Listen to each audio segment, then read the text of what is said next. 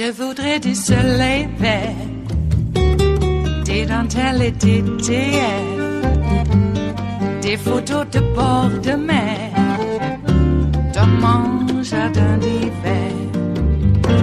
Je voudrais de la lumière, comme en Nouvelle-Angleterre.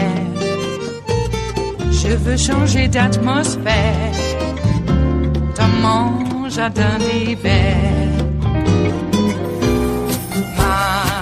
Ma fleur sous la pluie de novembre, tes mains qui courent, je n'en peux plus de t'attendre.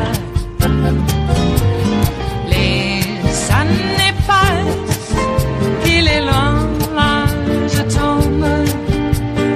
Nul ne peut nous entendre.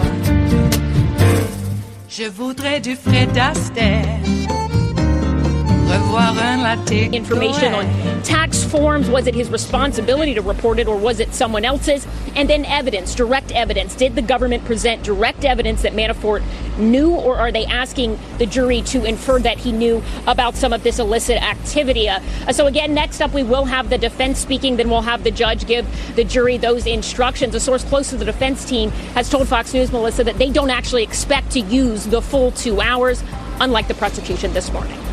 Here we go. Ellison Barber, thank you so much for that. So, Charlie, you know, as I listened to this case and as they lay it out and as she talked about a lot of the details right there, my mind jumps ahead to the Russia probe.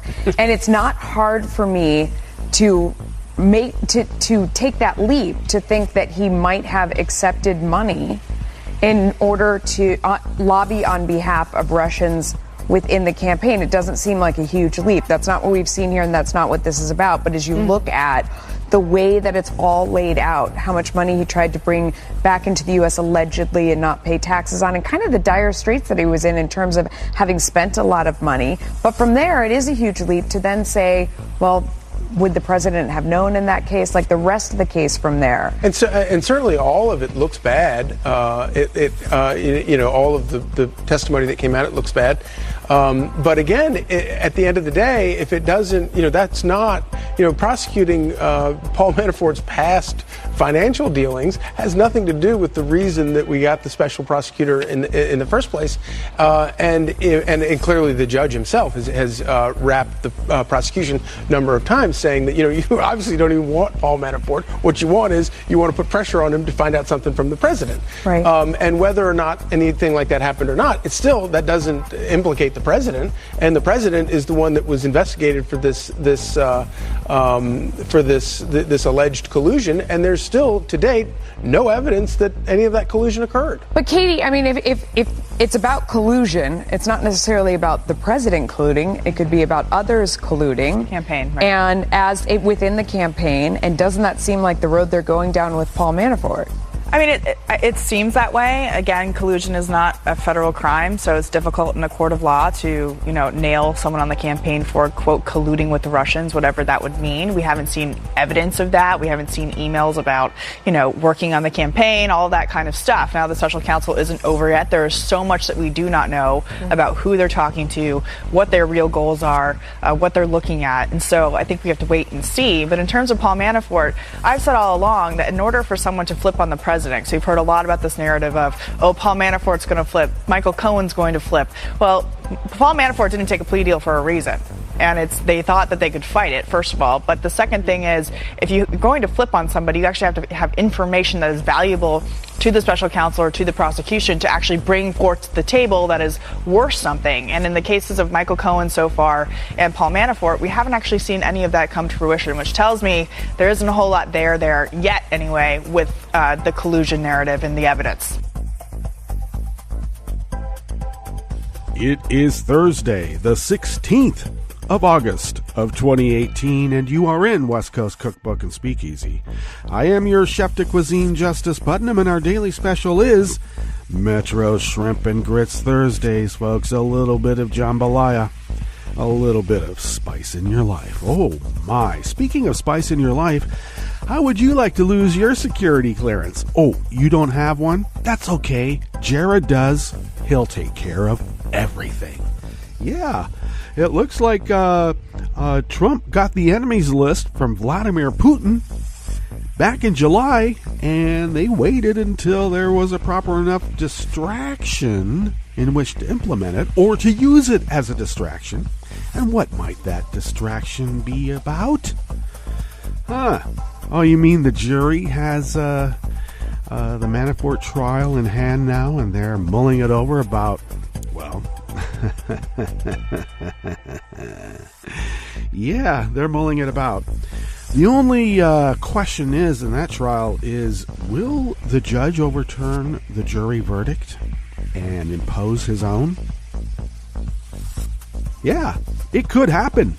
It's happened before, not necessarily with this judge, but judges have overturned jury verdicts right there in the stand.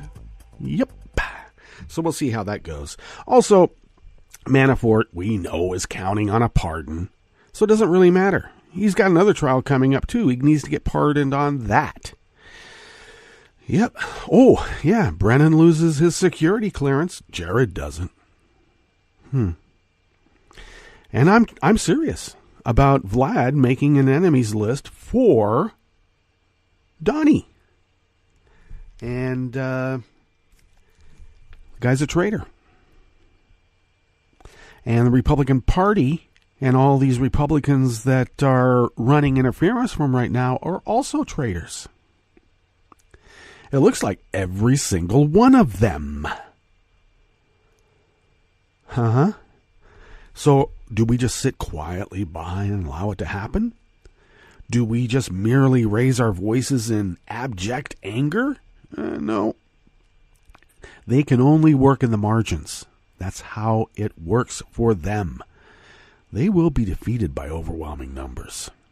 Look what happened in D.C. in the year anniversary of Charlottesville. What, 15 neo-Nazis showed up? How many counter-protesters? Thousands and thousands? Yeah, that's what happens.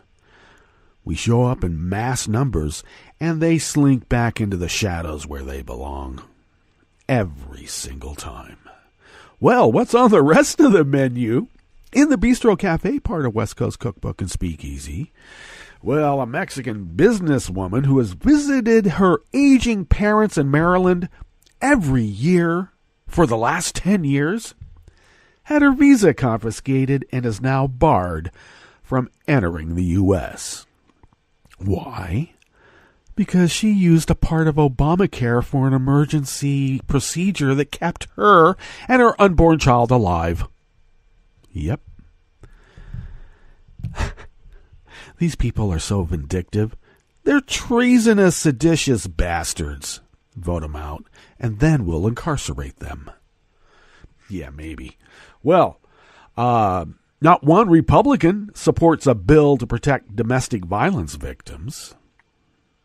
Because, I don't know, maybe they think beating the crap out of your wife and girlfriend is the way to engender more power over someone.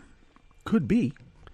And Georgia's shotgun-toting Trump-style Republican candidate for governor and current Secretary of State, Brian Kemp, is being sued for exposing the sensitive records of over 6 million voters in a massive data breach. What a leader. After the break, we move to the chef's table where a New York State legislator proposes a law that makes calling 911 on innocent black people a hate crime after a Trump fan called the cops on him. Why? Because he was handing out literature against Trump. That has to be illegal, don't you know? And the FBI is investigating Russian cyberattacks against the Democratic rival of Putin's favorite congressman, Representative Dana Rohrabacher.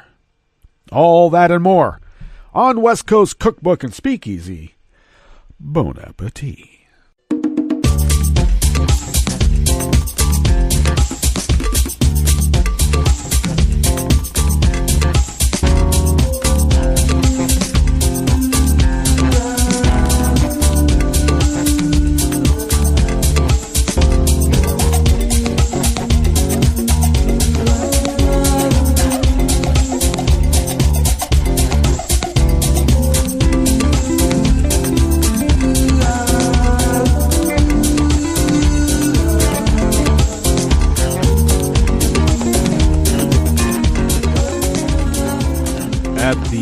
Of our homepage at netrootsradio.com, you will notice the chat room link there on the rightish of the page, monitored by Kelly Lincoln. She is updating hardware and software, so she might not be there as much as she normally is, but there are always people there to engage, so do engage. Speaking of engagement, to the leftish of the chat room link at the bottom of our homepage at netrootsradio.com are the contribute donate buttons, and your engagement there is what keeps the lights a-blinking in their proper protocol, and that is very important for Resistance Radio, and we thank you for your generosity.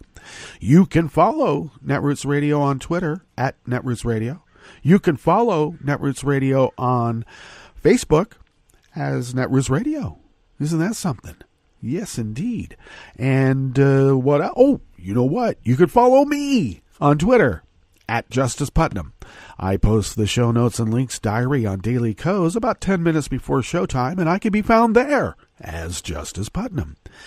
You can follow the show on Facebook at West Coast Cookbook and Speakeasy, but if you want to follow it on Twitter, and I wish you would, you'll find West Coast Cookbook and Speakeasy at Cookbook West.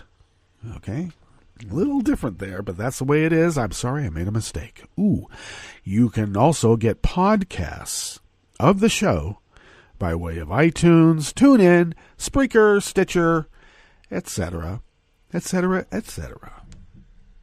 Okay. This story about this businesswoman in Mexico visiting her aging parents, this Gestapo SABS that is going on right now is just so it resonates. It resonates from a time where might my mind, my memory of events in world history, where might that go to? Yeah, Nazi Germany. Just like it. And people go, no, you can't make those comparisons. Yeah, you can. All right, this is by Arelis R. Hernandez out of the Washington Post by way of the SF Chronicle. Michelle Nicole Gutierrez has traveled frequently from her home in Mexico to visit her aging mother and stepfather in Maryland, never overstaying her tourist visa, and always returning home to her husband and their travel agency and rental property business. But U.S. Customs and Border Protection agents denied her entry earlier this month at George Bush Intercontinental Airport in Houston, revoking her visa and barring her from the U.S. for 5 years. Aging parents, you can't see them for 5 years. Too bad. You're brown. Well, that last part was in this reporter's opinion, and it's not really much of an opinion. It's really kind of a rendition of how the conversation probably went inside the minds of the Border Patrol agents. In a statement, agents said they determined Nicole Gutierrez, who was traveling with her U.S.-born toddler, there's the key, chain migration. Well, she was an intending immigrant. You have a U.S.-born child, that means you might want to live here. You are brown, we cannot have that. Oh, but vacation packages for folks from the former Russian bloc, Soviet Union bloc. Oh, yeah, you can come here, have a baby. Oh, there's a whole package for it. A whole vacation package to come here, have a baby in on U.S. soil. There is no crackdown on that. Why is that? And here's a woman who's just merely visiting her parents, never overstayed a visa. 10 years she's been doing this. But she has a U.S.-born child. Chain migration, we cannot have that. And they also cited her use of legally available government health benefits in 2016 when she visited Maryland while pregnant and experienced complications that threatened her life as one reason for her exclusion. Legally available Obamacare. Now, it is common for visitors to be turned away It is common for foreign visitors to be turned away if border officials believe they plan to stay, but tougher enforcement and proposals for broader and more restrictive measures for legal immigration are heightening the barriers for non-citizens, particularly those from specific countries and including those who have followed all the rules. Specific countries with brown and black people. And if you follow the rules, that must mean that you're intending to do something extremely terrible, and that might be a citizen of the United States. They are really a national security threat because white people will be a minority. And the only way to stop that is to make sure that folks from black and brown countries don't come here anymore and bring their little brats.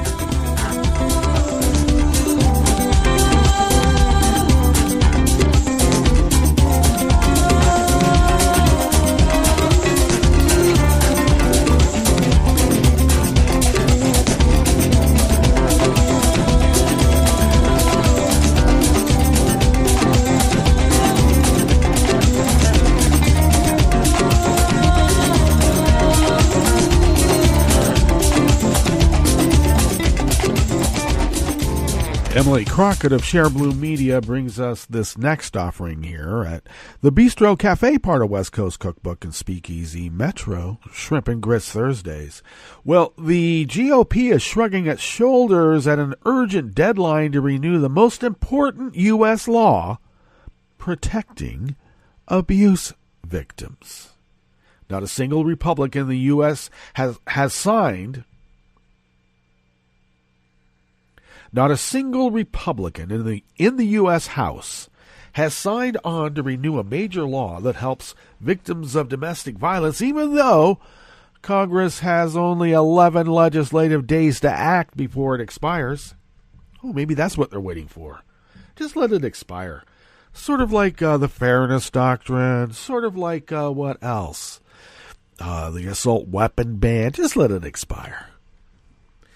The Violence Against Women Act, first enacted in 1994, was a groundbreaking piece of legislation that made sure our justice system treats domestic violence like the serious crime it is, not a private family matter, as many used to believe. The act needs to be authorized by Congress every now and then, which Congress has typically done without a fuss and with broad bipartisan approach. Maybe they all wore like little pink ribbons. That is, used to, until Republicans raised a stink in 2013 over expanding the law's protections for, well, LGBTQ people, undocumented immigrants, and really, Native Americans. Well, the act funds crucial services like rape crisis centers, community violence prevention programs, and the National Domestic Violence Hotline. It also offers legal protections against outrages like victims of sexual abuse being forced to pay for their own rape kits, or victims of abuse or stalking being evicted from their homes because their attacker caused too many disturbances. In short, the act is a big deal if you care at all about women's health and safety or about protecting abuse victims.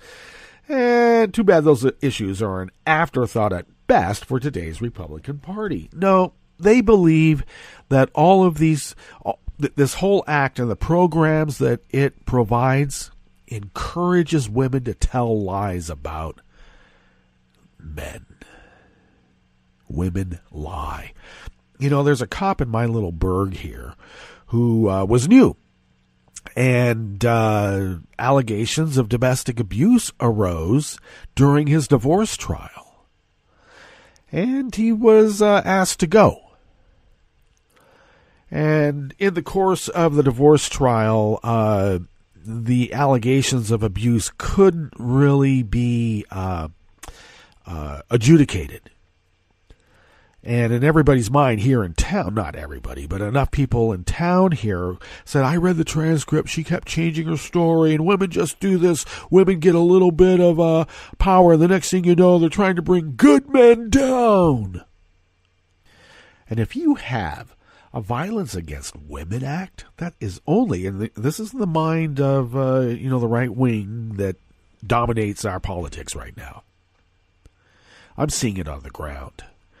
This act only encourages women in their minds to tell lies and look for good men to bring down. Republicans haven't been publicly complaining too much yet about the new reauthorization proposal, which was introduced in the House in July by Representative Sheila Jackson Lee, Democrat of Texas, black, and a woman. But GOP representatives also haven't bothered to sign on to it or even offer their own alternative proposal. There are 104 Democratic co-sponsors for the bill so far and 0 Republicans. Are they really Americans? I mean, can I say that now?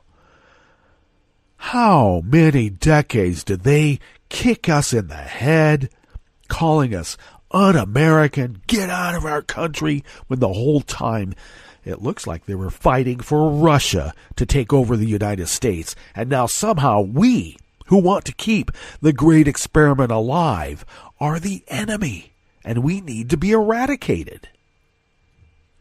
Well, the Republican Party doesn't care about women's rights or safety and often works overtime to make life even more dangerous and oppressive for women, shrugging their shoulders at the most important law to protect abuse victims is par for the course for the GOP party.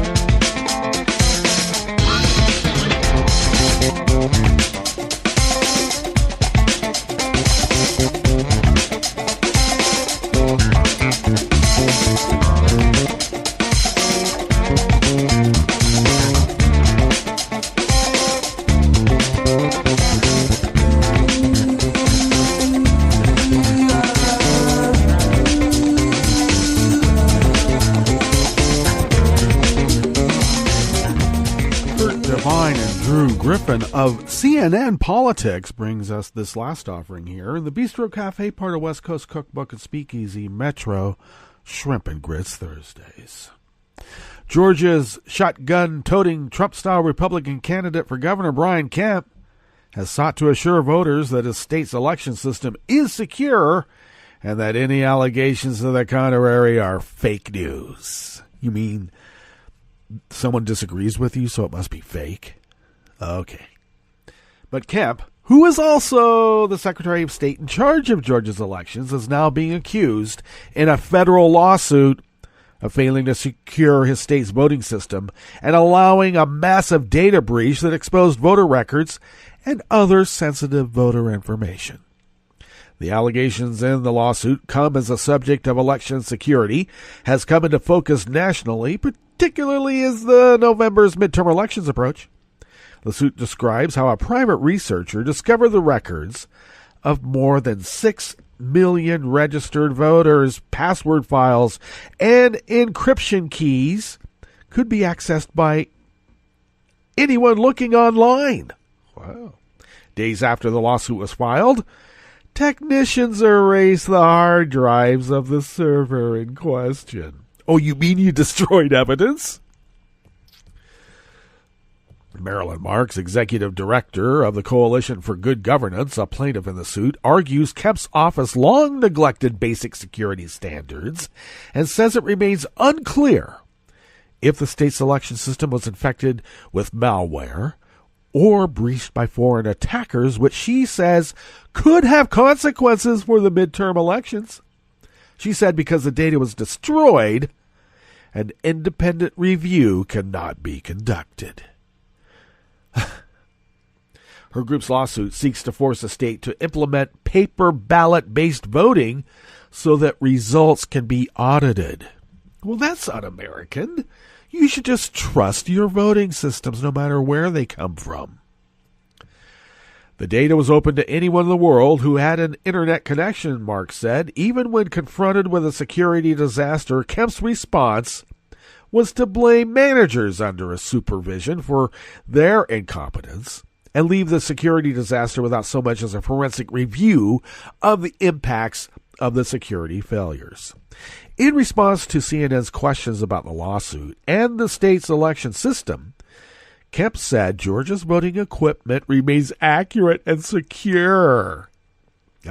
He added, the hysteria of some people seeking to force Georgia to switch to an all-paper ballot system is based on misinformation, and making this change would spend money to create problems that we should avoid. Oh, yeah, it's always, we can't spend the money for our security.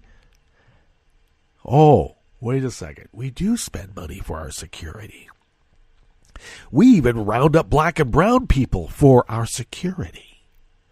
We incarcerate babies in baby prisons for our security. No amount of money is too much to protect our security. Voting is not something that should be protected and secure. Sounds like someone's getting his orders in Cyrillic, if you ask me. He continued, the chaos of switching to a completely different voting system this close to an election would cause inconvenience, voter confusion, and potentially suppress turnout? You're trying to suppress turnout, Kemp.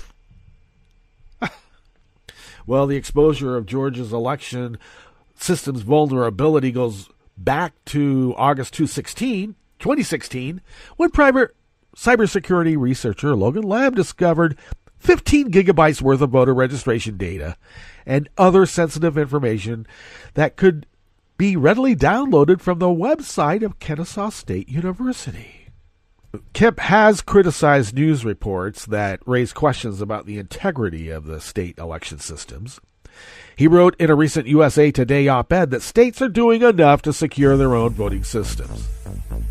And Kemp also blasted efforts by the DHS under Obama to label states' voting systems critical infrastructure in 2016, which would enable the federal government to give states cybersecurity assistance. He described the proposed designation as federal government overreach. All right, well, we better get on to our break, and when we come back, we will go through weather from around the world and finish up with the stories that we have curated for you today.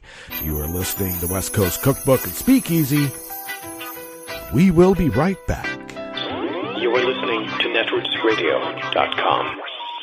Please hang up and try again.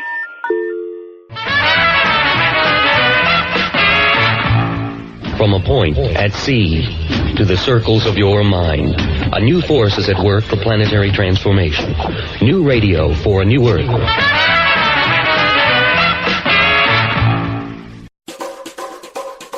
Hi, I'm Scientific American podcast editor Steve Mirsky, and here's a short piece from the August 2018 issue of the magazine in the section called Advances, Dispatches from the Frontiers of Science, Technology, and Medicine. Taking Stock of Life by Andrea Thompson. Plants rule the planet, at least in terms of sheer mass. Many tallies of Earth's life use biodiversity as a measurement, and simply count the number of species. A new census based on biomass compiled data from hundreds of studies to determine which kingdoms, classes, and species carry the most global heft. The results show that plants, primarily those on land, account for 80% of the total biomass, with bacteria across all ecosystems a distant second at 15%. The findings were published in the Proceedings of the National Academy of Sciences. Higher resolution satellite data and improvements in genomic sequencing have made such measurements possible by yielding more accurate estimates, but the uncertainty is still high for hard-to-count life forms such as microbes and insects. Antarctic krill, a type of small crustacean, have a total biomass comparable to that of humans. We make up only 1/100% of the total, but we still dwarf that of all wild mammals. Livestock also dominate. Chickens, for example, account for 3 times the biomass of wild birds. The study estimates that humans have decreased the biomass of wild mammals 6-fold and plants 2-fold through actions such as hunting and deforestation. That was Taking Stock of Life by Andrea Thompson. This program is presented by the Centers for Disease Control and Prevention. Pools, water parks, and other recreational water venues are popular places to relax and stay cool, but they can be sources of serious illness. Since 2000, nearly 500 outbreaks have been reported at recreational water venues in the U.S., resulting in over 27,000 illnesses and 8 deaths. Most were caused by parasites, bacteria, viruses, or certain chemicals in the water. Parents with young children who have diarrhea should not allow their children to swim or play in the water. In addition, bathers should check the inspection scores of pools and water parks and can conduct mini-inspections using test strips before getting in the water. A few simple precautions can allow you to share the fun, not the germs. Thank you for joining us on A Minute of Health with CDC. For the most accurate health information, visit cdc.gov or call 1-800-CDC-INFO. This is a message from CDC. After hurricanes, tornadoes, and floods, standing water and excess moisture help mold grow in your home, garage, and other structures. When you return to a home that has been flooded, know that you're likely to have mold. Mold puts your family's health at risk. If you have mold growing in your home, you should clean it up and fix other water problems, such as leaks in roofs, walls, or plumbing. Keep your children and pets out of affected areas until you've cleaned. Control moisture in your home to prevent mold growth. To remove mold growth from hard surfaces, use commercial products, soap and water, or a bleach solution of no more than 1 cup of household laundry bleach in 1 gallon of water. Follow the manufacturer's instructions. Never mix bleach with ammonia or other household cleaners. It will produce dangerous, toxic fumes. Open windows and doors to provide fresh air. For more information, visit cdc.gov or call 1-800-CDC-INFO. Welcome to 60 Second Civics, the daily podcast of the Center for Civic Education. I'm Mark Gage. The history of the American people has been a great adventure in ideas and in trying to make these ideas a reality. These ideas include the concepts that all people are created equal and have certain unalienable rights, including the rights to life, liberty, and the pursuit of happiness. The founders, such as George Washington, Thomas Jefferson, and John Adams, were heirs to the philosophical and historical traditions of Western civilization. They were well-read and were familiar with the history, philosophy, and literature of the ancient Greek and Roman worlds, as well as the ideas of their own time, such as those of John Locke. The founders studied English history and law, which is the source of our constitutional traditions. Religion was also an important part of the founders' education. They knew the Bible and its teachings very well. The founders of our country were also revolutionaries. Thomas Jefferson and a committee of 4 other founders wrote the Declaration of Independence, which separated our nation. Thomas Jefferson and a committee of 4 other founders wrote the Declaration of Independence, which separated our nation from Great Britain on July 4th, 1776. In creating the new nation, they drew on their experiences under British colonial rule. They used their knowledge and experience when they wrote the Constitution. Over the next few weeks, 60 Second Civics will explore the important philosophical ideas and historical events that influenced the writing of the Constitution and the Bill of Rights. That's all for today's podcast. The show's theme song is Complacent by Cheryl B. Englehart. You can find Cheryl online at cbemusic.com. 60 Second Civics, where civic education only takes a minute.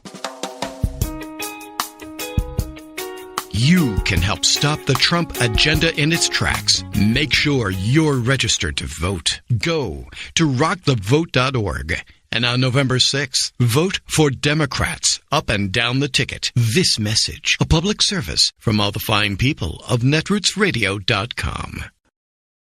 Will Russia determine the results of America's 2018 midterm elections? I'm Bill Newman, and this is the Civil Liberties Minute. Dan Coates, the Director of National Intelligence, recently stated that the threat from Russia to America's elections is real and continuing. Christopher Wray, the Director of the FBI, agrees. He insists that the U.S. government must face the threat of Russian hacking and interference with, quote, fierce determination and focus. And Kirstjen Nielsen, the Secretary of Homeland Security, has added that the United States government has seen Russia's willingness and capability to hack into the U.S. election infrastructure, including voting rolls and voting machines. As these statements show, some members of the Trump administration are speaking out about the need to protect and defend America's voting infrastructure from foreign interference.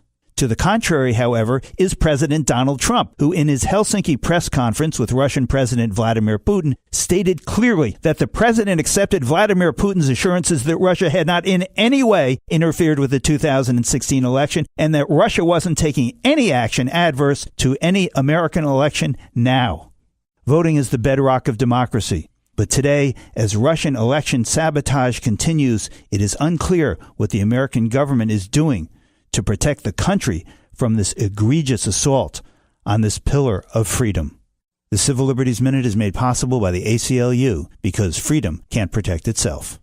I read the news today, oh boy. It's time for Nicole Sandler's What's News from NicoleSandler.com and the Progressive Voices Network. When you open your local newspaper to the op-ed page Thursday morning, chances are pretty good that you'll see an editorial pushing back on Donald Trump's repeated attacks on the media. The Boston Globe last week called for newspapers nationwide to band together on this day to fight back against Trump's, quote, war on the free press. The Globe said that more than 300 outlets had committed to writing their own unique editorial challenging the president. Even the Rupert Murdoch-owned New York Post published its own, saying, quote, we stand with our colleagues. White House Press Secretary Sarah Sanders announced Wednesday that former CIA Director John Brennan's security clearance is being revoked. Sanders opened Wednesday's press briefing by reading from a prepared statement from the president. Mr. Brennan has recently leveraged his status as a former high-ranking official with access to highly sensitive information to make a series of unfounded and outrageous allegations, wild outbursts on the internet and television about this administration. Mr. Brennan's line and recent conduct, characterized by increasingly frenzied commentary, is wholly inconsistent with access to the nation's most closely held secrets and facilities, the very aim of our adversaries, which is to sow division and chaos. More broadly, the issue of Mr. Brennan's security clearance raises larger questions about the practice of former officials maintaining access to our nation's most sensitive secrets long after their time in government has ended. Such access is particularly inappropriate when former officials have transitioned into highly partisan positions and seek to use real or perceived access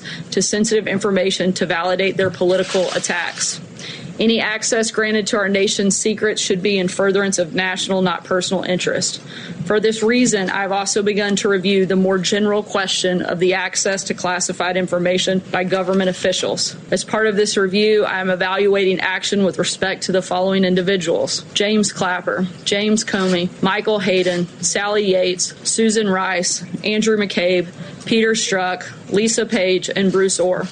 Security clearances for those who still have them may be revoked, and those who have already lost their security clearance may not be able to have it reinstated. It is for the foregoing reasons that I've exercised my constitutional authority to deny Mr. Brennan access to classified information, and I will direct appropriate staff of the National Security Council to make the necessary arrangements with the appropriate agencies to implement this determination. The statement was dated July 26th. Prompting many critics to question if they were holding this to use when the White House was trying to distract the media from another story like Omarosa and her tapes.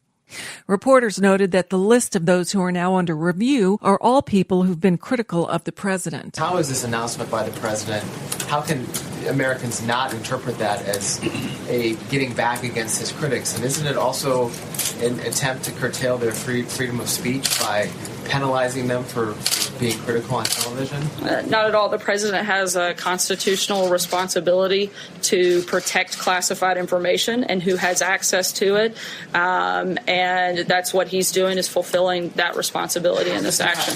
This is action only specific to Mr. Brennan, and the others are currently under review. Is this the kind of precedent he wants to set for future presidents when his administration is out of office? And why are there no Republicans on that list? Once again, if we deemed it necessarily, we would certainly look into that and be happy to review those. Reports say that the announcement took everyone by surprise, even the Director of National Intelligence, Dan Coates, and the new CIA Director, Gina Haspel. Brennan himself never received official notification. Upon learning the news, Brennan took to Twitter. He then spoke out on MSNBC. I've seen this type of behavior and actions on the part of foreign tyrants and despots and autocrats for many, many years during my CIA and national security career.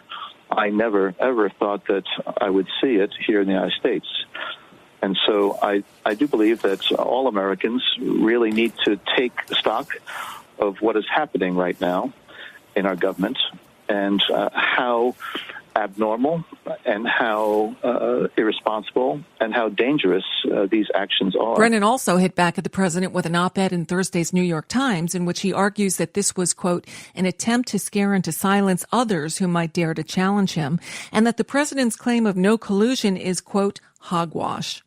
During a speech on Wednesday at a bill signing event, New York Governor Andrew Cuomo was apparently trying to respond to Trump's slogan, Make America Great Again, but it kind of backfired. We're not going to make America great again. It was never that great. Cuomo made the comments in the context of a larger argument about gender equality and women achieving their full potential. We have not reached greatness. We will reach greatness when every American is fully engaged. We will reach greatness when discrimination and stereotyping against women, 51% of our population, is gone, and every woman's full potential is realized. Cuomo faces Democrat Cynthia Nixon in a primary for the gubernatorial seat. I got good news. And that's a bit of what's news for now. I'm Nicole Sandler. If you appreciate these reports and the Nicole Sandler Show, I hope you'll consider making a contribution. My work is 100% listener supported, and I can't do it without your help. Find out more at NicoleSandler.com/donate. From UN headquarters in New York, I'm Luke Fargus with your World in 2 minutes. A humanitarian vessel carrying 141 migrants rescued off the Libyan coast has docked in Malta, ending a days-long saga after the boat was turned away by the Italian government. The Aquarius is a rescue ship operated by the NGO SOS Mediterranee and is one of several boats patrolling off of northern Africa now that European governments have retreated from those waters. Anna-Marie Loof is an operations manager for Doctors Without Borders, which has physicians aboard the Aquarius. After 2015, which was a year that Syria sort of emptied, I think Europe felt threatened by the arrival of so many migrants. And ever since, there is a real push to prevent people from reaching the European Union. States like Italy, which took in more than 600,000 migrants in recent years, now prefer NGOs take charge of asylum seekers in the Mediterranean, forcing them to sort out where to dock. And complicating that task, Italy has closed its ports to all rescue boats. Maria Serrano is a campaign manager on migration for Amnesty International and concedes EU rules forcing coastal states to process and protect all asylum seekers are unfair, but she says recent Italian policies have made the Mediterranean more dangerous for migrants. Merchant vessels also have obligations to save people at sea, but if they don't have safe ports to disembark people, if disembarkations are delayed, they incur economic costs, and they don't want to save people at sea. On Tuesday, 5 EU countries agreed to resettle the Aquarius' passengers, but with 60,000 migrants crossing the Mediterranean this year alone, Serrano says a permanent fix is needed. What we are seeing right now is that every rescue needs to be negotiated individually. This is not sustainable. We need a reliable and predictable search and rescue system that actually upholds the law of the sea and ensures that survivors are disembarked in the nearest close port. Luke Vargas, The United Nations.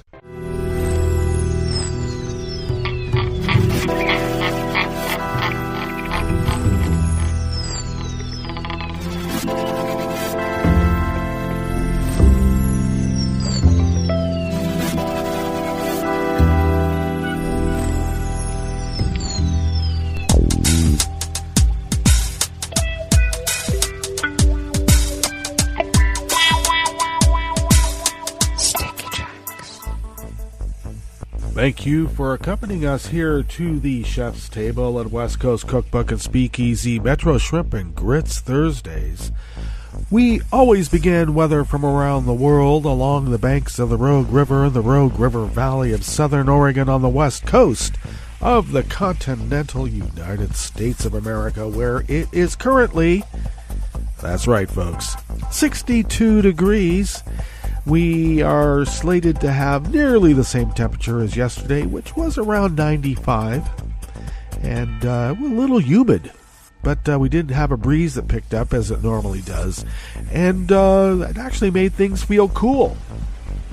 We are expected to have overnight lows in the mid-60s, and actually precipitation percentage has increased to 30%. There have been thunderstorms, lightning with rain in the region, just not quite getting into the pass that I'm at, and it would be nice. There have been the anomaly called dry lightning, which is what it just means. There's no rain or moisture in it, and it just starts fires with no hope of being put out by the rain that accompanies thunderstorms. But we're looking for the thunderstorms that carry a lot of rain. That would be so nice. And it would decrease the temperature somewhat. So right now, winds are out of the southwest at just a tick over 1 mile per hour.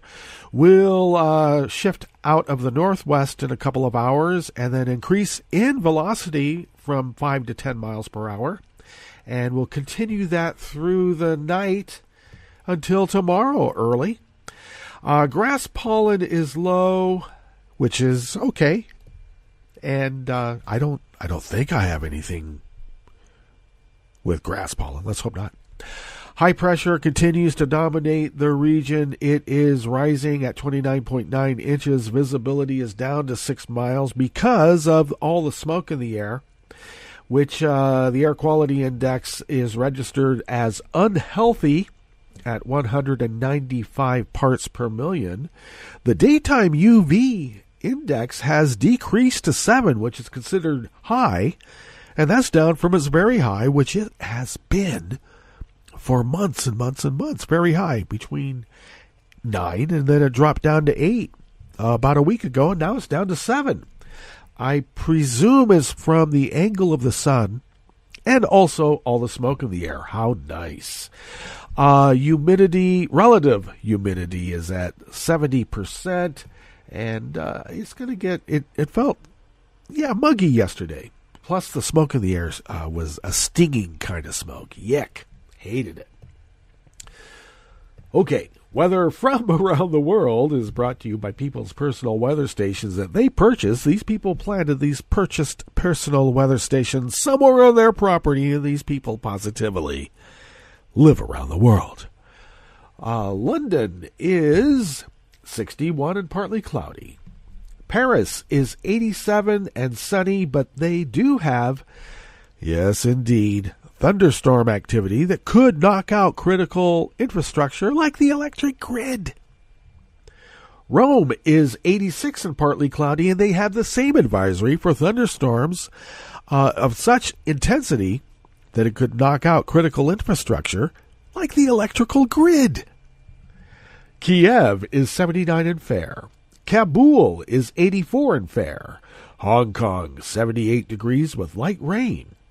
Tokyo is 81 and cloudy with also their own active advisory for thunderstorm activity that can knock out critical infrastructure like the electrical grid. Wow. But of course, Sydney, Australia, it being winter time for them, is right now 53 degrees and clear. San Francisco, California is 57 degrees Fahrenheit, mostly cloudy, with an active air quality advisory for massive amounts of smoke in the air. And New York, New York is 83 degrees Fahrenheit, sunny, with an active advisory for, yes, intense, extreme heat. Stay cool, New York. Stay cool. And that is weather from around the world, brought to you by people's personal weather stations that they purchased. These people planted these purchased personal weather stations somewhere on their property. And these people positively live around the world.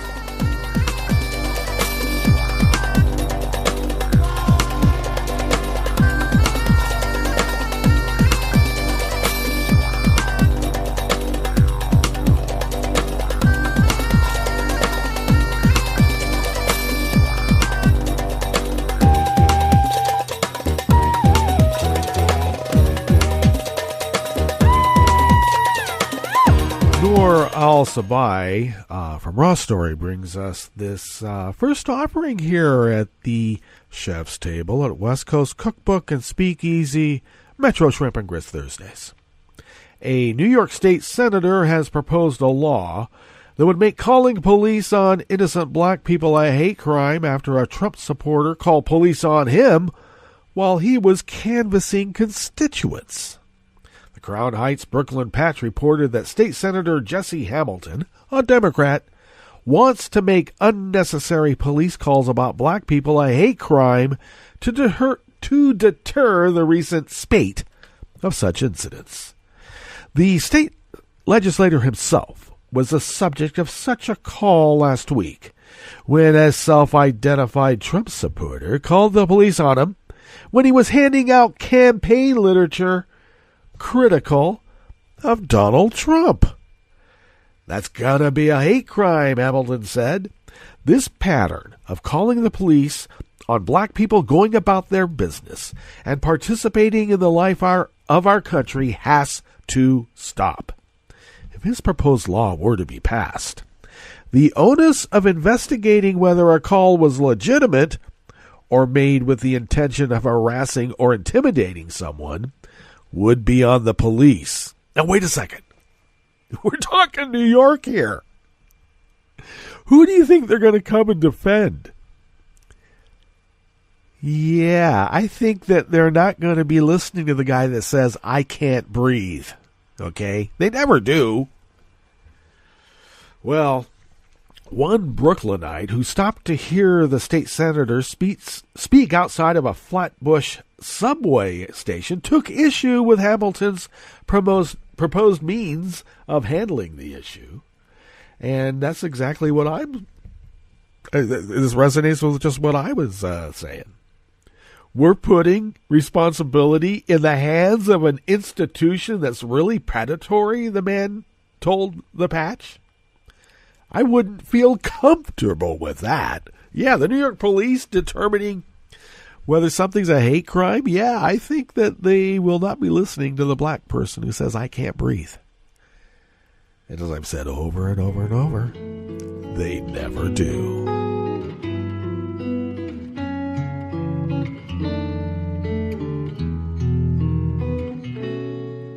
Je te donne, c'est mon amour pour la vie entière. La promesse de me trouver à tes genoux.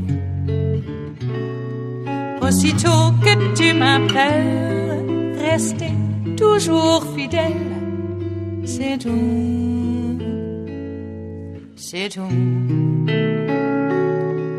Je te donne tous mes printemps, mes étés de mer, mes automnes quand les feuilles tombent partout. Si ce n'est pas une bonne affaire, je te donne tous mes hivers, c'est tout. Barnes of Think Progress brings us this last offering here at the Chef's Table at West Coast Cookbook and Speakeasy Metro Shrimp and Grits Thursdays, folks. A little bit of jambalaya, a bit of spice in your life. Over the past year, FBI agents have been investigating a series of cyber attacks against a Democratic rival of Representative Dana Rohrabacher. You know, Putin's favorite congressperson. He's, of course, a Republican from California, Orange County, California. And one of the most ardent supporters of Russian President Vladimir Putin in the Republican Party. The cyber attacks, first reported by Rolling Stone, were targeted against Dr. Hans Kierstead, who fell just 125 votes short of advancing out of the California Democratic primary in June. The attacks began with spear phishing attempts, a deceitful way of getting the recipient to hand over a password, which was the same method used against John Podesta.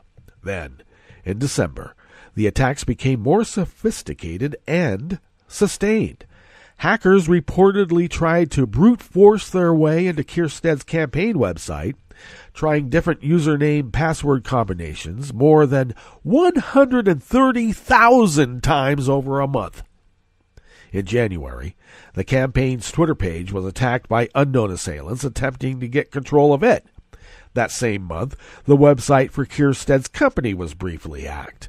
While none of the attacks were successful, they fit into a worrying pattern in the lead up to the 2018 midterm elections. It is clear from speaking with campaign professionals around the country that the sustained attacks that Kierstead for Congress campaign faced were not unique. Campaign manager Quinn Caseta told Rolling Stone, "They have become the new normal for political campaigns in 2018. In July, Senator Claire McCaskill admitted that there was an attempt in 2017 to hack her Senate computer network. And Microsoft also reported in July that Russian operatives had attempted to hack the online accounts of 3 staffers working on congressional campaigns. And last week, Bill Nelson of Florida said Russian operatives had already penetrated county-level election systems in Florida. Of course, Rick Scott said, "Don't worry, let the county people take care of fighting the Russians." Yeah, we know whose side Rick Scott is on. Back to the story. There is no way of knowing where the latest attack on Rohrabacher's rival originated from, but the fact that they used the same techniques that Russian operatives used to access Podesta's emails is bound to raise suspicion. U.S. intelligence has also warned that the U.S. will face continued cyber attacks, including ones aimed to sow division on social media, as well as attacks that could potentially target key infrastructure. The warning signs are there. The system is blinking. It is why I believe we are at a critical point. Dan Coates, D&I, said in July, "Today, the digital infrastructure that serves this country is literally under attack." Well, he's been muzzled now, hasn't he? I wonder if they're going to take his security clearance away in retaliation. They could, because Mike Flynn still has his. Hey, we better get out of here. It's the end of our broadcast period for today here in West Coast Cookbook and Speakeasy. We'll visit with you tomorrow, of course, for Blue Moon Spirits Fridays, because we are all night hawks in the Diner of Life. So stay tuned to Networks Radio for all the breaking news as it breaks, because it's breaking right now. And we will visit with you tomorrow in West Coast Cookbook and Speakeasy. Bon appetit.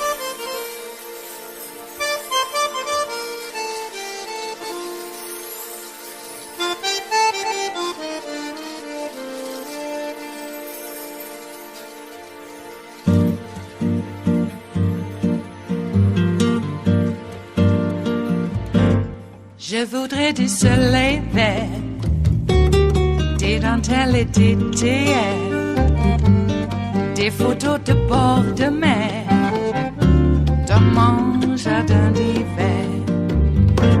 Je voudrais de la lumière, comme en Nouvelle-Angleterre, Je veux changer d'atmosphère dans mon jardin d'hiver. Ma robe à fleurs sous la pluie de novembre. Tes mains qui courent, je n'en peux plus de t'attendre. Les années passent, qu'il est loin, là je tombe. Nul ne peut nous entendre. Je voudrais du Fred Astaire, revoir un latte Goël. Je voudrais toujours te plaire dans mon jardin d'hiver. Je veux déjeuner par terre comme au long de golfe clair, t'embrasser les yeux ouverts dans mon jardin d'hiver. Ma robe à fleurs sous la pluie de novembre. Tes mains qui courent, je n'en peux plus de t'attendre. Les années passent, il est loin, là je tombe. Nul ne peut nous entendre. Ba-da-da-dum-di-da-dum. Ba-da-da-dum-di-da-dum. Ba-da-da-dum-di-da-dum. Dans mon jardin d'hiver. Ba-da-da-dum-di-da-dum. Ba-da-da-dum-di-da-dum. Ba-da-da-dum-di-da-dum. Dans mon jardin d'hiver. Dans mon jardin d'hiver. Dans mon jardin d'hiver.